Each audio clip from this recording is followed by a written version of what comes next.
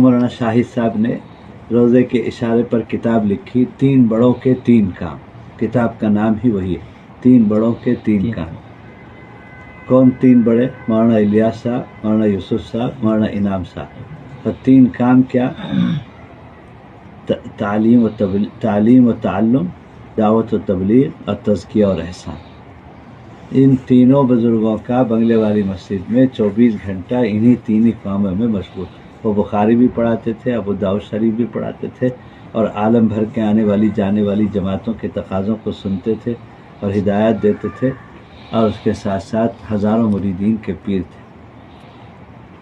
ایک بزرگ نے وہاں مولانا کے خانقاہ میں سنایا، اور ڈابھیل میں مولانا ابراہیم صاحب جس سال وہاں تھے، کہ مفتی احمد صاحب بھی تھے، مولانا احمد علی صاحب بھی تھے، کہ مولانا الیاس صاحب کے ہاں میواتی ایسے تھے جیسے آقا کے دربار میں بدو ہوتے تھے.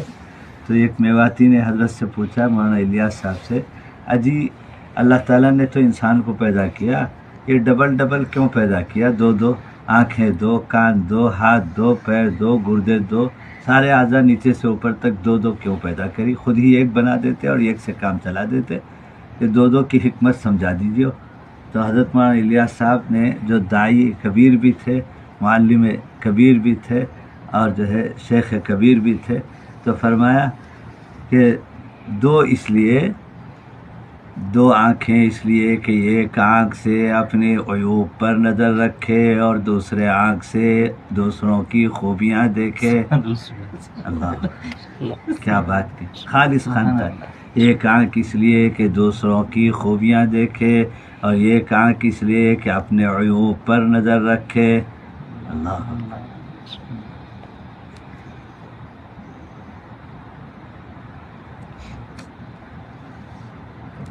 حضرت جی مولانا انعام صاحب کے پاس مدراس کے تاجروں کی جماعت گئی. 10 دن پورا کر کے واپس ہو رہے تھے. بڑے بڑے تاجر، ہاشم صاحب بھی اس میں تھے، اور ان کے سمدھی ہمارے مدرسے کے صدر حاجی شفیق صاحب بھی تھے، سب تھے. تو واپسی ہو رہی تھی، تو حضرت جی کے کمرے پر ان کا نظام تھا کہ حضرت سے نصیحت و دعا کرا کے واپس ہوں گے. تو حضرت جی کے پاس گئے، تو حضرت جی سے حاجی ہاشم صاحب نے درخواست کری کہ حضرت کچھ نصیحت فرما دیجیے، آپ کو معلوم ہے ہم لوگ اپنے علاقے کے تاجر ہیں.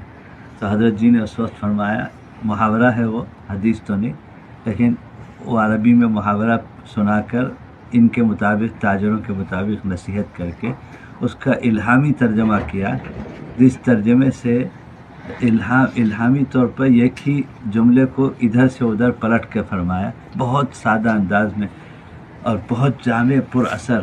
فرمایا، تعاملوا کالأجانب تعاشروا کالإخوان، تعاملوا کالأجانب تعاشروا کالإخوان. معاملات میں اپنا بھی غیر، اخلاقیات میں غیر بھی اپنا. اللہ، معاملات میں اپنا بھی غیر، اخلاقیات میں غیر بھی اپنا. کیا بات، ایک ہی جملے کو الٹ کر، اور اتنا سادہ، اتنا اہم. ترکے میں، قرضے میں، امانت میں، لین دین میں، سب میں اپنا بھی غیر، اور اخلاق میں غیر بھی اپنا. اللہ تعالی ہم سب کو ان بزرگوں کے نقش قدم پر باقی رکھے، اور بزرگوں ہی میں شمار فرمائے، بزرگوں کا ساتھ نصیب فرمائے. یہاں بھی وہاں بھی. اولئک آبائی فدینی بمثلہم اذا جماعتنا یا جلیل.